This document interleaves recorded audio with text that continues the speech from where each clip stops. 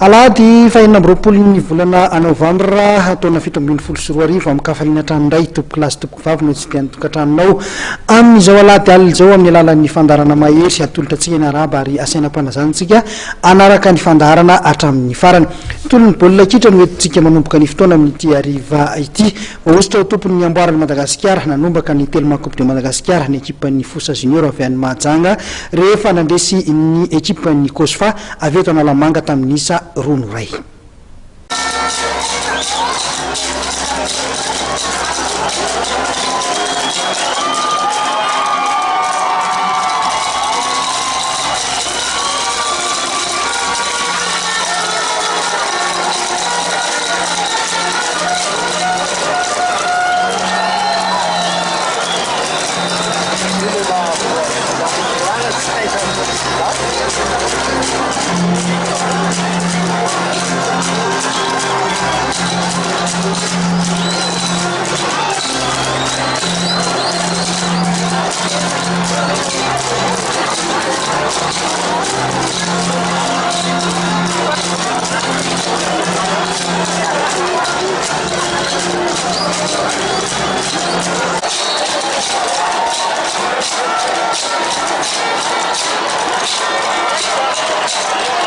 Fandresena tamin'ny rono ray nanoloana ny ekipan'ny Kosfa Analamanga no nibatan'ny ekipan'ny Fosa Junior FC Boeny ny amboara nasionaly taranja baolina kitra na ny telo coupe de Madagasikara io tolokandro io tetsy amin'ny kianjan'ny Mamasina.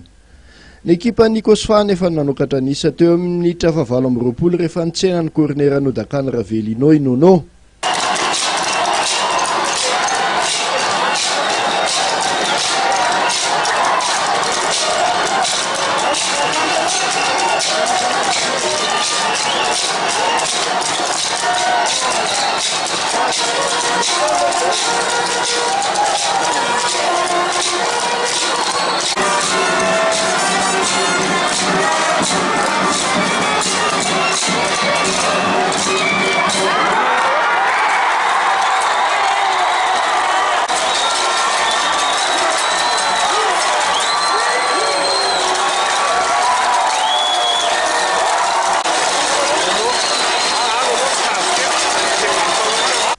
Vao nanomboka ny fizara-potoana faharoa dia nanindry avy hatrany ny Fosa Junior FC hitady ny fanasalana. Tetsakilan'izay dia nanamafy ny fiarovan-tena ka nionona tamin'ny valim-panafiana fotsiny Kosfa. Teo amin'ny minitra 7-70 ary dia nahita ny mpitsara voany fa nanao fahadisoana ny vodilaran'ny miaramila ka nanome coup franc ho an'ny tompon-dakany Boeny. Isatatra no nandaka izany ka nanasahala ny isa.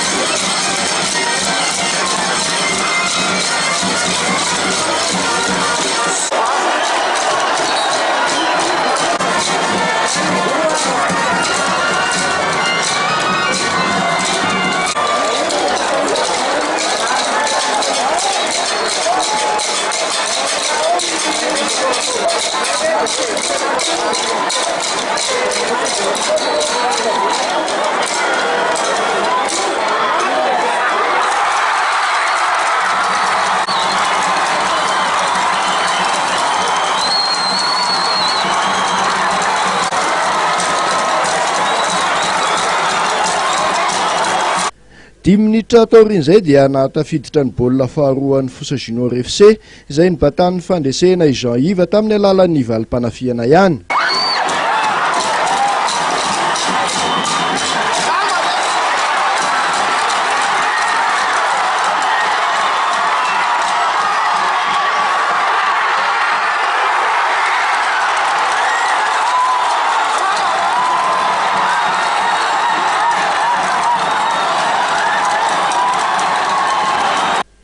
Akoatra ny amboaragoavana sy ny lela vola telo tapity sariary avy amin'ny FMF sy ny telo mampanoana azy ireo dia saika lasan'ny Fosa Juniors FC avokoa ny amboara manokana isan-karazany. Ho an'ny mpianto atokazo mendrika indrindra dia lasan'ny haikandy izay mpianto atokazo ny Fosa Juniors zany amboara sy ny lela vola izany. Mpanazatra mendrika indrindra kosa i Bob, mpanazatra ny Fosa Junior FC. Mpilalao mendrika indrindra i Mario. Akoatra ny amboaragoavana sy ny lela vola telo tapity sariary avy amin'ny FMF sy ny telo mampanoana azy ireo dia saika lasan'ny Fosa Juniors FC avokoa ny amboara manokana isan-karazany. Ho an'ny mpianto atokazo mendrika indrindra dia lasan'ny haikandy izay mpianto atokazo ny Fosa Juniors zany amboara sy ny lela vola izany.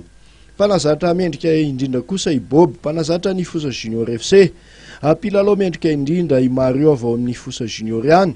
Ary farany mpamono baolina betsaka indrindra dia Inono Loalaran'ny Kosfa natafiditra baolina 10 nandritran'ny fifaninanana. Marihana fa ankoatran'ny amboara dia samy nahazo taratasy-mbola 10 ariary avy ireo olona voalaza ireo. Iray tapitrisa ariary kosa natolotra ny ekipan'ny Kosfa izay tompon-daka lefitra. Taorian'ity lalao ity moa no nampahafantaran'ny tompon'andraikitra vao amin'ny Federasiona Malagasy ny tarandra baolina kitra fa atao lalao mandroso sy miverina ny Super Coupe ikatroan'ny Fosa Junior FC Boeny sy ny Knapsa Sport itasy amin'ity tompolalaovana ity. Fantatrary fa ny 10 Desambra nanaovana ny lalao mandroso any Mahajanga, raha ny votovorona kosa nanaovana ny lalao miverina ny 20 Janoary 2024. Nanamarika ity famaranan'ny Telma Coupe de Madagascar tompolalaovana 2024 ity ny amaroan'ny mpijery tonga teny amin'ny kianjan'ny Mamasina.